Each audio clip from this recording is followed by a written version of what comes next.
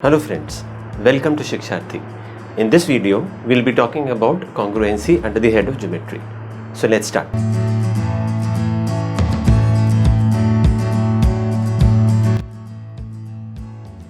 Now in the very beginning, if you recall my video on similarity, we had talked about BPT and thereafter we talked about what is the difference between getting the ratio of the sides of two different triangles equal to a 1 or not equal to a 1.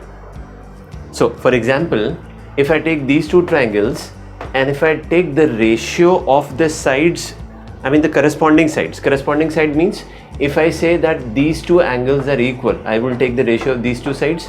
If these two angles are equal, then I take the ratio of these two sides, and if these two angles are equal, then I take the ratio of these two sides. This is what BPT essentially says. Thereafter, when we get the ratio and if the ratio is equal to a 1, then only we say that both the triangles are congruent. Else, if the ratio is not equal to a 1, and here we are talking about a positive answer. For example, if I get a ratio which is not equal to 1, it is then only but positive. It is then only we talk about the triangles being similar. So, the starting point of congruency is similarity. What do I mean by this? What I mean to say here is the triangles will be congruent only when they are similar. They may or may not be congruent. But the first step is they need to be similar, then only we will check whether the triangles are congruent or not. At the same time, if I say that there are two triangles which are congruent, they will necessarily be similar. Why? Because similarity is the starting point for congruency. Okay. Having said this, now what are the tests for similarity and congruency? So we had talked about various tests. So if I talk about the tests once again, we had talked about a test like a AA test, right? We talked about SAS, we talked about SSS, we did also talk about SAS, we talked about AAS, then we can talk about many other also here. So, for example, I can talk about SAA, I can talk about, so let's say SAA, we can talk about SSA. Is there anything else that we can talk about here? SAS we have already taken. Can we talk about SAA? Yes, we have talked about. What about ASA? Is a test that we did not talk about. So let us write down ASA first and then we write down the remaining two. So first we will talk about ASA. Then we talk about SAA, right? And the last that we can talk about here is what? What is the last test we can talk about? Though it is not very much relevant here, but if I were to talk about what is the last possible test that you can, so if you recall, we had drawn a binary logic. If S plus A is equal to 3, then how many cases can be made? And we had made 8 cases. So what are those 8 cases? This AA can be written as AAA, followed by SAS, followed by SSS. So we have written 7 cases. What is the 8th possible case here? So here you would see that we have already used AA. Have we used SSS? No, we have not. So which is just like saying ASS is the case that we had not talked about. Now when it comes to similarity and congruency, we broadly talk about 2 tests. So which are the 2 tests? Broadly talk about 2 tests here referred to. We are basically talking about these 5 tests, or let's say 6 tests. So now this AA, AAA, whichever, we can call it as a AA test also, we can call it as a AAA test also. This is true only for similarity. So I'll call it as SIM. We have written it here, SIMI. So I'm taking it as SIMI for similarity. Now SAS is a test which is common to both. SSS is a test which is common to both. Okay, now SAS we have already written, so we'll just remove this here. Which is the next test that we can talk about here is AAS. Okay, so now when we are talking about AAS, this is a test for congruency only. When we are talking about ASA, this is about congruency only. At the same time, let's talk about RHS, which is a test for congruency only. And these cases are redundant. This is the homework that was done, that was given to you in my videos on similarity. So now the focus today would be only on 5 tests for congruency, and those 5 tests are starting off with SAS, SSS, AAS, ASA, and last but not the least, we'll talk about RHS. So let's start. So now when we talk about a SSS test, we would consider 2 triangles. We know that in order to check whether the triangles are similar or congruent, we need to check with respect to 2 triangles. So these are the 3 sides. Now before I say that which side is equal to which side, do not focus on that these 2 sides are equal or these 2 sides are equal. Let us say if 2 triangles have been given to us and I want to find out the possible ratios of their sides, because SSS is basically talks about the ratio of the sides of 2 triangles. So if the ratio comes out to be equal to 1, in that case only the triangles are congruent. If the ratio does not come out to be a 1, but all the 3 ratios, we are talking about the 3 ratios being equal to each other, let's say half, 2 by 3, 4 by 5, in that case the triangles would be similar to each other. Okay. So now if I talk about triangle ABC and triangle PQR, what are the possible ratios? How many possible ratios can I write? So using simple logic or some logic of permutation combination, let us say how many cases have I made? I have made 6 cases here. So what I am doing here is, this is one of the ratios, one set of ratios, another set of ratios, another set of ratios, another set of ratios, another set of ratios, and the final set of ratios that I have already written here. Now if I am using a tick mark, that means the ratio is equal to a 1. If I am using a cross, that means the ratio is not equal to 1. For congruency, I will be using C, or maybe I use CO, and for similarity, I will be using SI for further discussions. So now if I talk about the first set, so let's talk about, this is case A, this is case B, case C, D, E, and F, and we are having a comprehensive discussion. So you need to be attentive here. So now if I talk about this possible ratio, so this possible ratio is, I have assumed now. So now the only assumption here is, we have assumed that AB, the only assumption that I have done here is AB is equal to RP, in this case SSS, and then AC is equal to QR, and at the same time BC is equal to QP. This is the only assumption that I have done.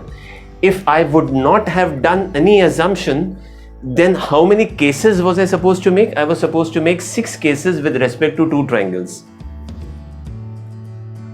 right? And these are the 6 cases. So now if I just see these 6 cases in isolation first, and then I'll combine it with this.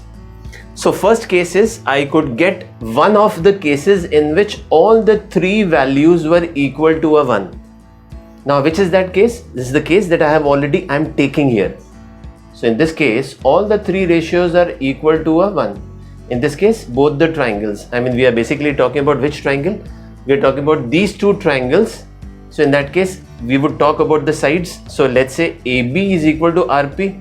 So we are saying triangle ABC is congruent to triangle now AB. So in that case, it has to be RPQ.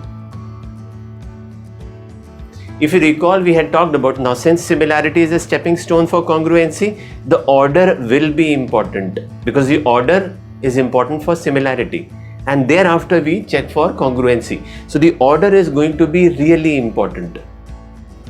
Okay, so this is one such case wherein we are getting both the triangles as congruent. What about the remaining cases? But before we go ahead, when we say that 2 triangles are congruent, in that case both the triangles may be scalene. Can both the triangles be scalene?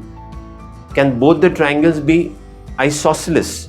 Can both the triangles be equilateral? Yes. But if I take the converse of this, can I say 2 equilateral triangles will always be congruent? No, but they'll always be similar. Can I say the same for isosceles triangle? Isosceles triangle, I mean, if two triangles are isosceles, they may or may not be congruent. Correct? As we talked about. But will they always be similar? No, they may not be similar as well. They may not be similar. So an isosceles triangle may or may not be congruent. Right? Now when I am saying it may be congruent, if it is congruent, then it will be similar. If it is not congruent, in that case, it may or may not be similar. Right? And the same discussion we can do for scaling. So coming back here. Now here in the second case, I am getting this ratio equal to 1, but these ratios are not equal to 1. In this case, can I say that both the triangles will not be congruent at all? They will not be congruent. But when we say that they will not be congruent, in that case, can we have a scope for similarity? Had they been similar, the ratio will never come out to be equal to 1. So they'll be neither congruent nor similar. Let's talk about this case. All the three ratios, I mean, if I talk about this ratio or this ratio or this ratio, none of them is equal to a 1. Now, in this case, when the ratio is not equal to 1, this is for sure that they are not going to be congruent. But in that case, they may or may not be similar. They may or they may not be similar. Correct? So the same reasoning now you can do for the remaining three cases. This you can take it as a take home. What are we doing here? We are involving the element of logic here, because when you are writing various exams, in some exams you even get questions on data sufficiency. You get questions on logic, and logic necessarily uses maths. Necessarily. It's not that it doesn't use English, but most of the times questions on deductive logic, syllogisms would use maths. And a question on maths, if it is being used for logic, especially when it comes to geometry, then it becomes further intriguing. Okay, now this was the triple S test. So for the triple S test, the ratio of the three, the ratio of the three sides should be equal to a 1. Right? Which means what? All the three ratios individually should be equal to a 1. Okay. Now talking about SAS. So here what I am doing here is I have taken two triangles, and in that case I am taking SAS. So I am basically talking about BAC in one case, and in other case we will see what to do. So what is the first case here? So BAC means I have taken this as the common angle for both the triangles. So in one case, so what would I do? I would assign three different values to A. One is A could be equal to P, A could be equal to Q, or A could be equal to R. These are few cases that I have taken, though I will explain very few cases here only. The rest you can understand it on your own. Okay, so let us say if I say that angle A is equal to angle R, and I am talking about SAS. So in that case, and let's talk about this order. And we are saying what? Angle A is equal to angle R. So now angle R is either I take it like PRQ or I take it as QRP. So in first case, I have taken what? Let BA be equal to QR. Now when I am saying BA becomes equal to QR, then the third side. So if I am saying BAC, then the third side becomes what? AC. Or I can say CA. So when the third side becomes AC, so in one case, now when I had assumed that BA is equal to QR, in the other case CA becomes equal to PR. So can I say that the triangle BAC is congruent to triangle QRP? Let's see. In this case, what are we saying? It starts from similarity. So we are saying angle A is, let's say angle B is equal to angle Q. So we are not talking about angle at all. Here we are only talking about side angle side. So we are basically talking about this angle. So is angle A is equal to angle R? Yes.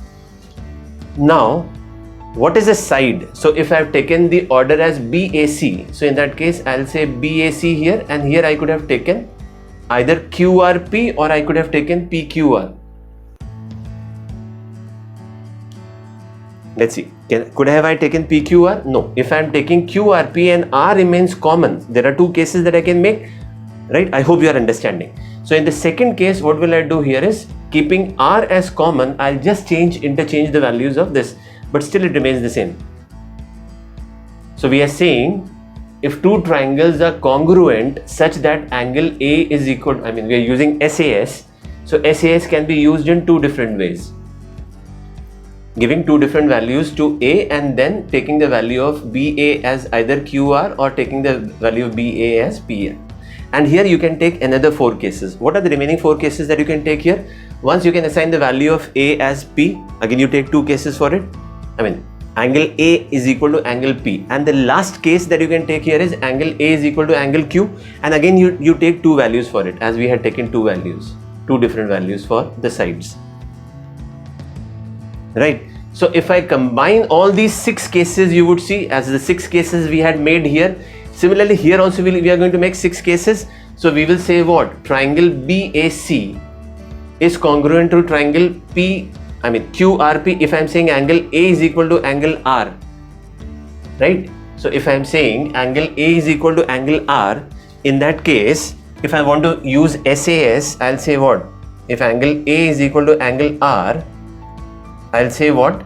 BAC is congruent to, now R comes in between, and here I can have either PQ or I can have here as QP, but R comes in between. So you can change the order here.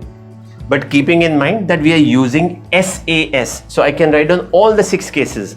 Which are the 6 cases that you can write it down? If I take P here, I could have written what? R and Q here or Q and R here. This is what I was talking about. Hope you have understood. Talking about the next case here, which is ASA. Using the same logic, how many cases can you make here? Again, you can make 6 cases using the same logic. So let us see what are the 6 cases that you can make here. If we are saying ASA, and let us say I am taking this side, I am taking this angle, I am taking this angle, this side, and then angle. So we are basically talking about the side common to both these angles is when we talk about angle side angle. Now angle A can be made equal to angle P. Again you will be having 2 cases here. So how you will be having 2 cases here? If I say angle A is equal to angle P, at the same time I can talk about angle C. So if I fixed angle A is equal to angle P, in that case angle C can be equal to either angle Q or angle C can be equal to angle R. In that case you will get 2 cases, and again you will be able to establish. So I am discussing 2 cases, and the remaining 4 cases which I have already written here, you can take it as a take home so that you can follow it up on your own. So here there are 2 cases. I am assuming the first case here is angle A is equal to angle P and angle C is equal to angle Q. So we are basically comparing what? We are basically talking about these are the 2 angles, and the side that comes in between is B. The side that comes in between. So we are basically talking about the side having these vertices. These are the vertices. So we are talking about side AC being equal to side PQ, because we have taken angle C equal to angle, and we are talking about angle, side angle. Right? So once I know that AC is equal to PQ, what will I say? So we are saying angle side angle. So angles A followed by angle C followed by the third side that will be made because of the third side, the side that will be made because of this. Angle side angle is what we are talking about. Okay. So angle A is equal to angle C. So can I say triangle ACB will be congruent with triangle PQR? Let's see. Is angle A is equal to angle P? Yes. Is angle C equal to angle Q? Yes. Is any, when I talk about any, I am basically talking about the side that was common to both the angles. So which was the side that was common to both the angles? We will talk about side AC. Is side AC is equal to PQ? Yes. So we are able to write this. Correct? Now, using the same logic now, can I say that the triangle ACB will be congruent with triangle PRQ when C would have taken the value of R? So now what we'll say is AC, PR, and then the remaining vertex. The remaining vertex here is B and the remaining vertex here is Q. The same you can do for the remaining 4 cases. Now analogously, let us talk about angle side. So we are basically talking about angle and the third side. So if I say I am talking about angle, the third side becomes AC. So let's say I am basically talking about, I'll only discuss 2 cases here, and the remaining 4 cases you can take it up to the next level on your own after you would have understood what we had discussed here. Okay. So which are the 2 angles which I am making equal? So here I am taking angle, side. Let's say this is the side that I am talking about. I repeat, I am talking about ABC being the order. So this is the angle, this is one angle I am talking about. This is another angle that I am talking about, and this is the side that I am talking about. And then I'll relate it with the another triangle that has been given here. So if I say that angle A is equal to angle P and angle B is equal to angle Q, and if I am able to say that BC is equal to QR, in that case both these triangles, they become congruent. At the same time, I could have assigned 2 different values to B.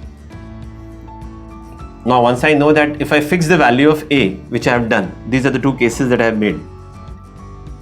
Though you would see that I have written all the 6 cases here. So in both the cases I have taken angle A is angle P is equal to angle P, and then just to segment both the cases, I have taken distinct values for angles of A, angles of B. So in the first case I am taking angle B is equal to angle Q, and in the second case I am taking angle B is equal to angle R. Now what is the inference here?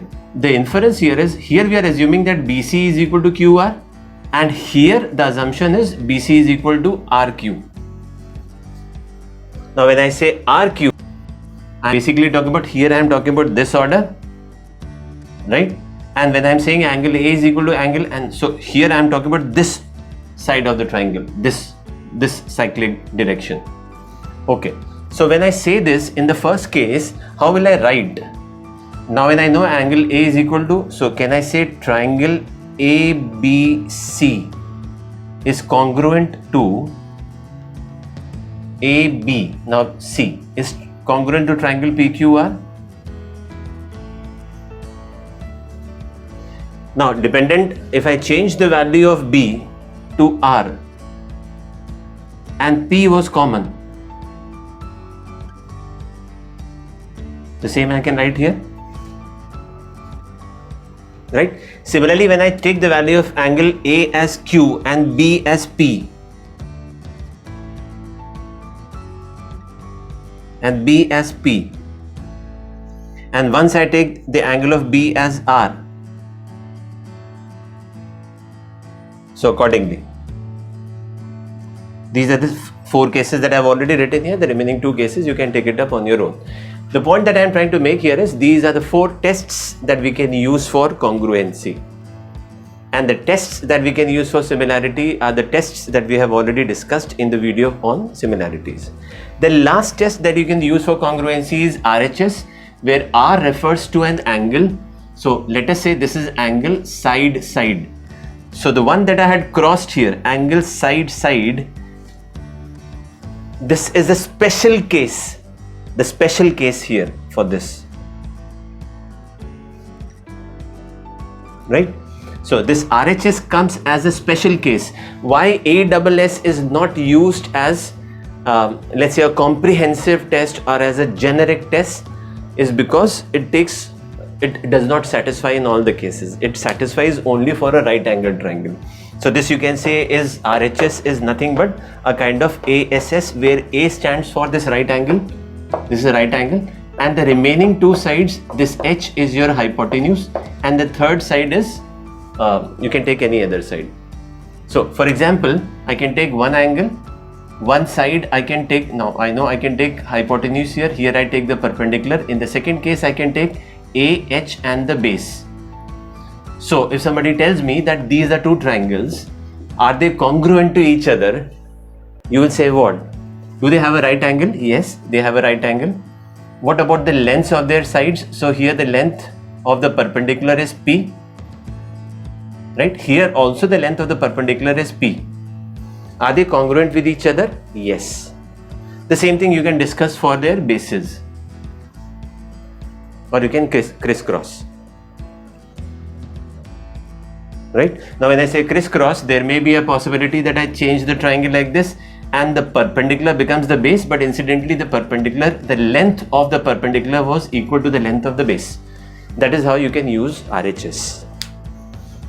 If you feel that this video was very comprehensive and it will take you time to understand this, please take time, please invest time, so that you are able to understand similarity and congruency as a topic holistically to be used in geometry, trigonometry and coordinate geometry.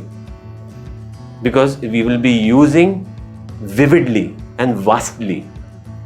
So you need to be okay with all the concepts. If you remember, we talked about 1C, which is congruency, 1S, which is similarity, 1P, which is parallel, and 1P, which is perpendicular, are the four things which will be indispensably required for all these three topics that I talked about: geometry, coordinate geometry, and trigonometry.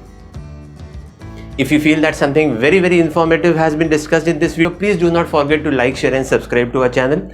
If you have already done so, click on the bell icon and select all so that you start receiving updates from us regularly.